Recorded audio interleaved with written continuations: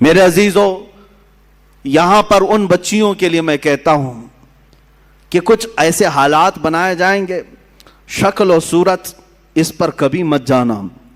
فرمایا گیا کہ ایک نوجوان کی شکل میں شیطان آتا ہے۔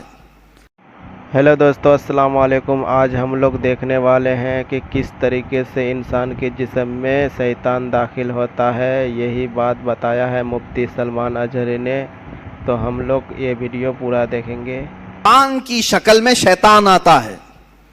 ابلیس لعین ایک خوبصورت نوجوان کی شکل میں آتا ہے عورتوں کے پاس، اچھے بال، اچھا چہرہ، اچھے کپڑے، جو اپنی طرف موہ لے۔ تو لڑکیاں اگر شہوت کے ساتھ اس کی طرف دیکھنے لگ گئیں تو فرمایا گیا النظر سہم من سہام الشیطان، یہ آنکھ جو ہے شیطان کے تیروں میں سے ایک تیر ہے۔ نظر جو پڑتی ہے، شہوت کے ساتھ جو نظر گئی، شیطان وہاں تیر چلا دیتا ہے۔ جو نوجوان تمہیں بھا گیا، یہ ضروری نہیں کہ وہ انسان ہی ہے، وہ شیطان بھی ہوتا ہے۔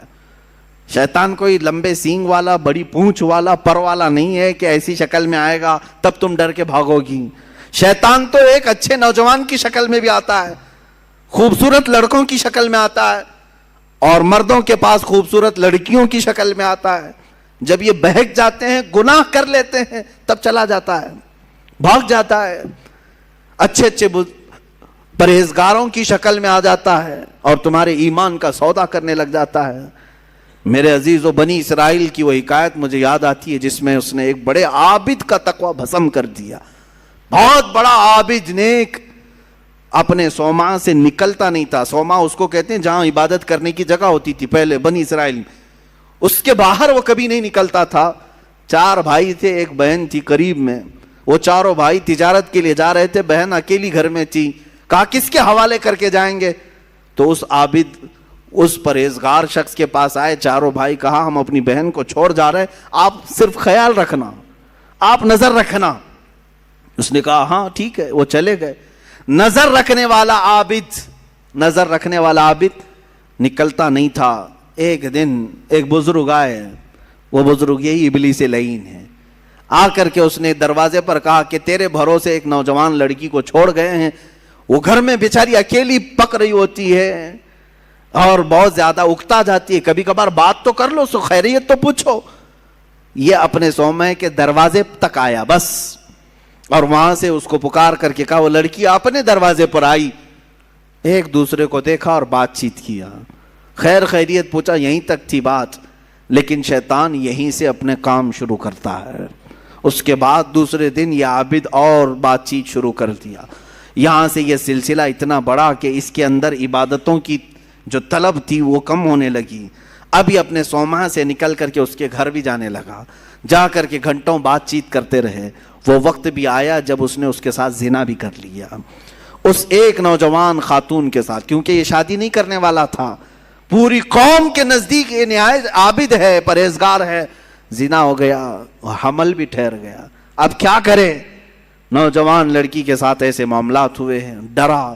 وہی ابلیس آیا پھر بزرگ کی شکل میں، کہا دیکھو بہت بڑا معاملہ ہو جائے گا، اگر تم یہ معلوم ہو گیا تو پوری قوم تمہارے ساتھ کیا کرے گی؟ کہا کیا کروں؟ کہا اس کا گلا دبا دو، مار دو اور دفن کر دو، گھر میں کسی کو پتہ بھی نہیں چلے گا۔ اس نے قتل کر دیا اس لڑکی کو اور دبا دیا اندر، زمین صاف کر دیا۔ جب چاروں بھائی تجارت سے واپس آئے، پوچھا کہاں ہے ہماری بہن؟ کہا وہ بیمار ہو گئی تھی، میں نے اس کو بہت علاج کیا، انتقال کر گئی، قبرستان میں دفن کیا، ایک جھوٹی قبر دکھا دیا۔ وہ روئے دھوئے، ہو گئی بات ختم۔ لیکن کیا یہیں پر سلسلہ ختم ہو جاتا ہے؟ چند دنوں کے بعد ان بھائیوں کے پاس یہ ابلیس آیا، کہا یہ عابد جھوٹ بولتا ہے، یہ جو عبادت کرنے والا مکار ہے جھوٹ بولتا ہے، تمہاری بہن سے اس نے منہ کالا کیا، حمل ٹھہرا تو اس کے بعد اس نے مار کر کے یہیں گھر میں دفن کیا۔ انہوں نے کھود کر کے دیکھا تو لاش کا پرانا بقیہ مل گیا۔ اب وہ واویلا مچا کہ باہر آنے کے بعد اس کو صومعہ سے باہر کھینچا گیا، اس کے کپڑے پھاڑے گئے، اس کے بال نوچے گئے، منہ کالا کیا گیا، پورا گاؤں ٹوٹ پڑا، اس کا صومعہ توڑ ڈالے، اور اس کے بعد پھر اس کو پھانسی پر چڑھایا گیا۔ پھانسی پر جب چڑھایا گیا تب پھر ابلیس آیا۔ ابلیس آیا، کہا کہ بہت بری حالت ہو گئی تمہاری، مجھے افسوس ہے، مجھے افسوس ہے لیکن میں تجھے بچا سکتا ہوں, میں تجھے یہاں سے نکال سکتا ہوں, میرے پاس طاقت ہے. کہا کیا کرنا ہوگا بتا دے. اس ابلیس نے کہا بس تو یہ کہہ دے کہ تیرے لیے سجدہ جائز ہے, یعنی اپنے لیے.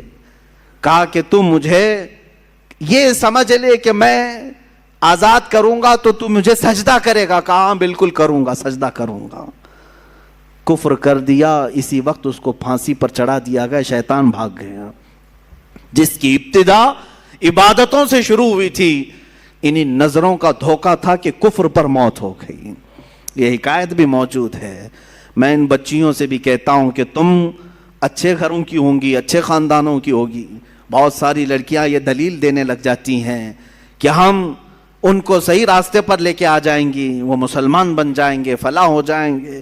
تبلیغ کا اتنا ہی شوق ہے تو مجھ سے رابطہ کریں, بہت سارے میدان ہیں, میں بھیجوں گا تبلیغ کے لیے. صرف اور صرف کسی ایک لڑکے پر یہ اس طرح کے حالات. بسا اوقات ہم نے دیکھا ہے کہ تمہارا دین خطرے میں آ گیا اور کفر پر موت ہو گئی, کفر پر موت ہو گئی. ابھی چند مہینے پہلے, 6-7 مہینے پہلے کا ایک واقعہ گردش کر رہا ہے, اخبارات کی سرخی بھی بنا اور بہت سارے سوشل میڈیا پر یہ گردش بھی کرتی رہی بات. مدھیہ پردیش کے کسی علاقے کی ایک نوجوان لڑکی اپنے گھر چھوڑ کر بھاگی تھی اسی طرح سے, اور اس کے گھر گئی, سب کو چھوڑ دیا. 4 مہینے اس کے ساتھ نہیں گزارا. ایک دن اس نے صرف یہ کہا تھا کہ مجھے شام میں گھمانے کیوں نہیں لے جاتے. اسی بات پر جھگڑا شروع ہوا, یہاں تک پہنچا کہ اس غیر مسلم نے اس عورت کو گلا گھونٹ کے مار دیا. لڑکی مسلمان تھی, گھر واپس آ نہیں سکتی تھی, مر گئی. اور رو دھو کر کے گھر والوں نے کہا کہ بیمار ہو گئی تھی, ہم نے وہی واقعہ ہوا. لیکن پولیس کو بعد میں شک ہوا, تفتیش شروع کی, 3rd ڈگری لگایا تو سب بول دیا. کہا کہ ایسا ایسا ہوا تھا اور میں نے مار دیا ہے. عزیزان گرامی, پوسٹ مارٹم آنے کے بعد پتہ چلا 2 مہینے کے بعد کہ اس لڑکی کو انہوں نے اس طرح سے مار دیا تھا. میں ان بچیوں سے کہتا ہوں جو اپنے گھروں کی عزت کو لے کر کے نکل جاتی ہیں. آج میں اسی بات کی طرف آنا چاہتا تھا. آؤ تمہیں میں مثالی خواتین کی وہ زندگیاں بتاؤں جن کے اوپر مکہ والوں نے مظالم کے پہاڑ ڈھا دیے. کیا نہیں کیا. اس سیدہ سمیہ کو لاکھوں سلام, جن کو گھر سے گرفتار کر کے مکہ کے کافروں نے بیچ بازار میں لایا اور گھوڑے کی ٹانگوں سے باندھ دیا. کہا سمیہ چھوڑ دے اپنے دین کو. اگر خواہشات ان عورتوں کے دلوں میں بھی ہوتی تو چھوڑ دیتی. مکہ کے بڑے بڑے رئیس ان کو اپنانے کے لیے تیار تھے, بڑے بڑے پیسے والے اپنے لیے اپنے گھر کو ان کو بلانے کے لیے تیار تھے. سیدہ سمیہ اس وقت بھی احد احد کہتی رہی, میرا اللہ ایک ہے, میرا اللہ ایک ہے, اس کے علاوہ میں کسی بات کا اقرار نہیں کروں گی. ان کو اتنا مارا سیدہ سمیہ کو. ابو جہل خبیث مردود نے ان کی شرمگاہ پر نیزہ مار کر کے انہیں شہید کیا. تمہیں معلوم ہے پوری اسلام کی تاریخ اٹھا کر کے دیکھنا, اسلام میں سب سے پہلے شہید ہونے والی اگر کوئی ہے تو سیدہ سمیہ ہے. وہ عورت ہے جنہوں نے جان پیش کر دیا, دین نہیں دیا, دین نہیں بیچا. حضرت فقیہہ, حضرت نہدیہ, حضرت زنیرہ, یہ وہ صحابیات ہیں جو باندیاں تھیں یا غلام تھیں لیکن بہت ماری گئی ہیں, بہت تکلیف اٹھائی گئی. اب تک تم حضرت بلال حبشی کا ہی سنتے رہے نا, حضرت خباب کا سنتے رہے, حضرت نہدیہ کا سنو, حضرت زنیرہ کا سنو, حضرت فقیہہ. ایک ایسی صحابیاں ہیں جن کو خود حضرت عمر مارتے تھے ایمان لانے سے پہلے, اتنا مارتے تھے کہ تھک جاتے تھے اور بیٹھ کر کے کہتے کہ میں تجھے اس لیے نہیں چھوڑا ہوں کہ تجھ پر رحم آ گیا, اس لیے چھوڑا ہوں کہ میں تھک گیا ہوں. حضرت فقیہہ اس وقت بھی کہتی, عمر اگر تو ایمان نہیں لائے گا تو پھر تجھے ہر مار کے بدلے اللہ کی بارگاہ میں جواب دینا پڑے گا, اور اگر تو ایمان لے آتا ہے تو یہ مجھ پر جتنے مار مارا ہے سب معاف ہو جائیں گے. اس وقت کہتی تھی حضرت فقیہہ, کون عورت ہے جو مار کھانے کے بعد یہ کہے کہ تو ایمان لے آ جا, کون ہے. یہ ایک باندی تھی حضرت فقیہہ. حضرت زنیرہ ایک صحابی ایسی ہیں مکہ کی, انہوں نے حضور پاک صلی اللہ تعالی علیہ وسلم پر ایمان لانے کے بعد مکہ والوں نے اتنے تانے دیے ان کو, اتنے تانے دیے. ایک وقت ایسا بھی آیا کہ بیمار ہو کر کے ان کی آنکھیں چلی گئیں. اب تانے دینے والوں کو اور بڑا موقع ملا. اور بڑا موقع ملا، پورے مکہ والے یہ کہنے لگے زنیرہ دیکھو لات و حبل اور عزا جو ہمارے خدا ہیں، انہوں نے تجھے وہ کیا کہتے ہیں شناپ دے دیا، یہ لوگ کہتے ہیں شراب دے دیا، جس طرح سے بھی کہتے ہیں کہ بددعا لگ گئی ہمارے خداؤں کی تجھے، تیری آنکھیں چلی گئی۔ حضرت زنیرہ ٹس سے مس نہیں ہوئی، مسکراتی تھیں اور کہتی تھیں میری آنکھیں جس نے دیا تھا اس نے لیا، تمہارے خداؤں کو تو اپنے آس پاس کی بھی خبر نہیں ہوتی، ان کی خود کی آنکھیں نہیں دکھتی، وہ میری آنکھیں کیا لیں گے۔ دوسرے عورتیں بہت جلدی ان باتوں کی طرف آ جاتی ہیں، ارے کہیں ایسا تو نہیں ہے کہ حقیقت میں جو کہہ رہے ہیں کہ فلاں کی بددعا لگ گئی، اب شگن ہو گیا، فلاں ہو گیا، ان کی آنکھیں چلی گئی تھی تب بھی وہ ایمان پر قائم تھی۔ یہاں بچے رونے لگ جائیں، 3-4 دن ستانے لگ جائیں تو آ جاتے ہیں، کہا کہ حضرت ہم نے سنا ہے کہ اس کا نام کوئی سخت ہو گیا ہے، اس کی وجہ سے یہ ایسا ستا رہا ہے، پریشان کر رہا ہے۔ پوچھا نام کیا ہے؟ کہا حسین ہے۔ کوئی سخت نام ہے؟ وہ عورتیں بھی آئی جنہوں نے اپنی بچیوں کا نام زینب رکھا، کہا حضرت نام کا تو کچھ اثر نہیں ہو رہا ہے۔ معاذ اللہ رب العالمین، اسلامی نام رکھے ہو، انت وشواس کہاں سے تمہارے اندر آیا ہے؟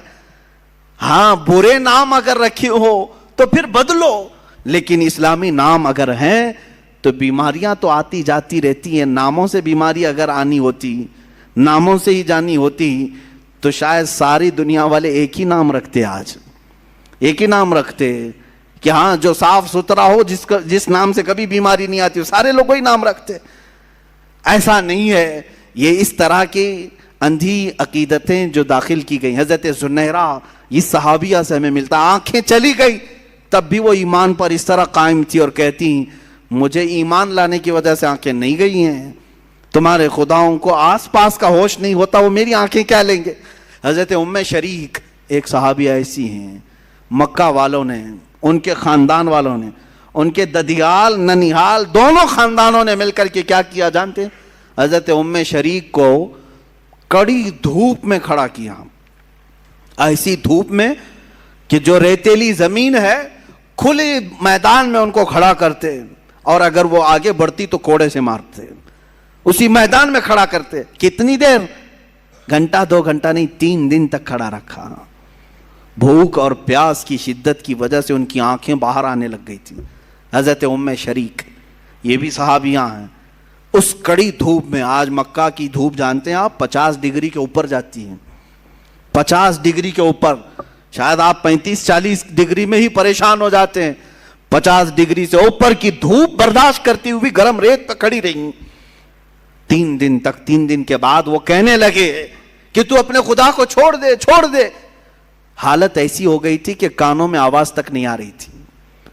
میں نے روایت پڑھا، آنکھیں بھیگ گئی۔ حضرت ام شریک پوچھنے لگی کیا کہہ رہے ہیں؟ تو انہوں نے اشارہ کر کے کہا ایک کو جو تو مانتی ختم کر دے۔ کان سنائی نہیں دے رہے، آنکھیں باہر آ چکی ہیں، جسم تپ رہا ہے، پیروں میں چھالے پڑ گئے۔ تب وہ پکار کر کے کہتی اللہ احد، اللہ احد، اللہ ایک ہی ہے، ایک ہی ہے۔ کوڑے مار مار کر کے ان کو زخمی کر دیا تھا حضرت ام شریک رضی اللہ تعالیٰ عنہ کو۔ اور جانتے یہی وہ صحابیہ ہیں، حضرت ام سلیم۔ کتنی صحابیات کی میں بات تمہارے سامنے رکھوں۔ حضرت ام سلیم ایک وہ صحابیہ ہیں حضور پاک صلی اللہ علیہ وسلم جن کے گھر آرام کرنے کے لیے جاتے تھے، جو حضور پاک صلی اللہ علیہ وسلم دھوپ کے یا گرمی سے پسینے ہوتے تو وہ قطرے جمع کر کے رکھتی تھی۔ یہ حضرت انس کی ماں ہیں جنہوں نے حضور کے پسینے کو جمع کر رکھا خوشبو کے لیے، اور روایات یہ بتاتی ہیں ان کی 7 پشتوں تک وہ خوشبو آتی تھی۔ وہ ام سلیم جب ان سے نکاح کے لیے ابو طلحہ نے پیغام بھیجا، وہ ایمان لائے ہوئے نہیں تھے، ایمان لائے ہوئے نہیں تھی۔ آج کے حالات کے مطابق میں عرض کر رہا ہوں، ام سلیم کیا کہتی ہیں؟ ابو طلحہ کو بہت پسند کرتی تھی، خوبصورت تھے ابو طلحہ، بہت ہی کڑیل جوان بھی، اور ام سلیم ان کو پسند کرتی تھی۔ نکاح ہو جائے، سامنے سے ابو طلحہ آئے، ام سلیم نکاح کر لیتے ہم۔ ام سلیم نے کہا میری پسند اپنی جگہ پر، تم خوبصورت ہو اپنی جگہ پر، تم کڑیل جوان ہو اپنی جگہ پر، مگر میرا ایمان میرے ساتھ ہے۔ کیا ایسا ہو سکتا ہے کہ میں اللہ کو ایک مانتی ہوں، محمد صلی اللہ علیہ وسلم کو اللہ کا رسول مانتی ہوں، میرا تمہارے سے نکاح کیسے ہو سکتا ہے؟ اگر تم ایمان نہیں لائے تو ہماری زندگی میں کبھی ملاپ نہیں ہو سکتا. حضرت ام سلیم کی دعوت پر حضرت ابو طلحہ ایمان لائے, اور ایمان لائے تو صرف نکاح کے لیے نہیں لائے, حضور کے جانثار بن گئے اور عشرہ مبشرہ صحابہ میں داخل ہوئے. خواتین کا یہ بھی کردار ہے عزیزان گرامی. وہ ایسے نہیں کہ پسند آ گیا جوان تو گھر سے بھاگ کر نکل پڑی, چاہے کہیں پر بھی جا کر کے شادی رچانا پڑے. معاذ اللہ, ان بچیوں کی زندگی پر مجھے بڑا افسوس ہوتا ہے جن ماں باپ کی عزت کو مٹی میں ملا کر کے فخر کرتی ہیں. یہ سب کہاں سے ہو رہا ہے جانتے ہیں؟ یہ سب اسی ٹیلی ویژن سے, انٹرنیٹ سے اور سیریلوں سے. آج پوری دنیا ملا کر کے ایسی چیزیں دکھانا چاہ رہی ہے. مجھے کل ہی ہماری ایک خاتون نے یہ کہا تھا, بتایا تھا کہ سب سے زیادہ ابھی فی الحال عورتیں پاکستانی سیریل اور وہاں کے ٹیلی ویژن سے نشر ہونے والی فلموں وغیرہ کو دیکھتی ہیں. مجھے اس کی خبر نہیں تھی, لیکن اگر اس طرح کا ماحول وہاں سے پیش کیا جا رہا ہے تو میں تو کہتا ہوں کہ ان تمام چیزوں پر بندش لگانی چاہیے.